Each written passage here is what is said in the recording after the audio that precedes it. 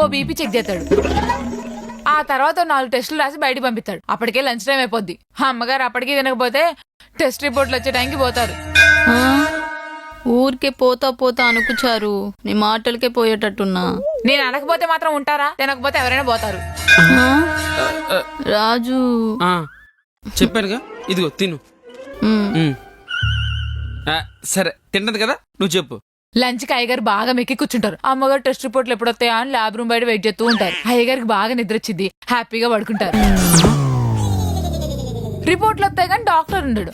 ఆయన ఎందుకు ఉన్నాడంటే మనకి కూడా తెలియదు. ఆయనకేం పనులు ఉంటాయో బయట. ఆయన వచ్చేసరికి స్నాక్స్ టైం అయింది.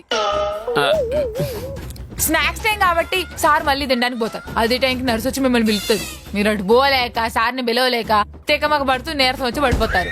హలో, నేనేమన్నా సంజయ్ వదిలేసి అలా పోన్లే. నేను సంజనే వదిలేసిపోను. అమ్మగారు ఇలాంటి మాటలు అసలు నమ్మకండి. నీకోసమే నేనున్నా అంటారు. కరెక్ట్ గా మనకు కావాల్సిన టైంలో వదిలేసి వెళ్ళిపోతారు. చారు, తిరిగి నా దగ్గరికి వస్తున్నావేంటి? స్టార్ట్ చేసింది ఎవరు? అమ్మో, దీన్ని కదిలిస్తే నన్ను ఇరికించినట్టుంది. సర్లే, ఇదంతా కాదు కానీ హాస్పిటల్ కంటిన్యూ చేయలే. అవును, ఎక్కడ దాకా చెప్పాను? అది స్నాక్స్ టైం. ఈయన తీరిగ్గా తినొచ్చేసరికి ఓ 3-4 చూపించుకుని వెళ్ళిపోతారు కూడా. ఈయన నర్స్ దగ్గరకు రాగానే అంతే సంగతి. నర్సు కిందకి మీదకి చూస్తూ మీరు పేషెంట్ తీసుకురావడానికి వచ్చారా, టెక్నాలజీ చేయడానికి వచ్చారా అంటది. అంతే ఇక సార్ తలాడ పెట్టుకోవాలి తెలియక దిక్కులు చూస్తూ ఉంటారు. అబ్బా, తినడానికి కూడా ఓపిక లేదు రాజు. నువ్వు ఆగు సంజ, స్టోరీ బాగుంది. నాకు తినడానికి కూడా ఓపిక లేదంటే నీకు స్టోరీ కావాలా? నేను అబ్బా చేయను వస్తుంది. ఏంటమ్మగారు, అయ్యగారిని కొట్టాలనిపిస్తుందా? ఒక్క నిమిషం.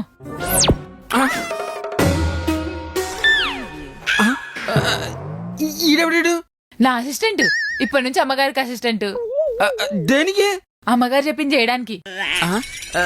నాకు అర్థం కాలే. అంటే ఇప్పుడు అమ్మగారికి మిమ్మల్ని కొట్టాలన్నా కొట్టలేకపోతున్నారు. నేనా ఎదికల్ పని మనిషి, కొన్ని రూల్స్ ఉంటాయి. ఓ నర్సుని కొట్టను, అందుకే వీడు. ఇదిగో బాబు, అమ్మగారు సార్ని కొట్టమన్నారు. వెళ్ళి 2 వీక్ చెప్తాను. మెరుపు తెలకు వచ్చేస్తాడు. ఏం జరుగుతుంది?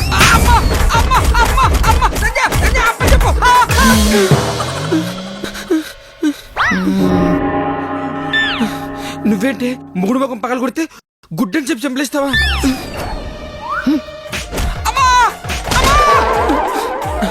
నాకంతా అర్థమైంది. ఇక నుంచి కూర్చొని సైలెంట్ గా ఉంటా.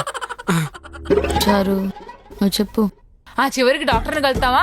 ఆయన రిపోర్ట్లు తిరిగేసుకుంటూ ఈ నొప్పి ఉందా ఆ నొప్పి ఉందా అని అడుగుతాడు. మనం ఉంది అంటే ఓ టాబ్లెట్ ఇచ్చి 2 రోజుల్లో తగ్గిపోద్దని చెప్తాడు. అంతేనా? అంతే. వాళ్ళు ఇచ్చిన బిల్లు కట్టేసి వస్తారు. అది కాదు చారు, ఒకవేళ రిపోర్ట్లు ఏమైనా కనిపిస్తే జాండీస్, టైఫాయిడ్ ఇలాంటివి ఏమైనా, అప్పుడు మిమ్మల్ని నర్సుకి అప్పగిస్తారు.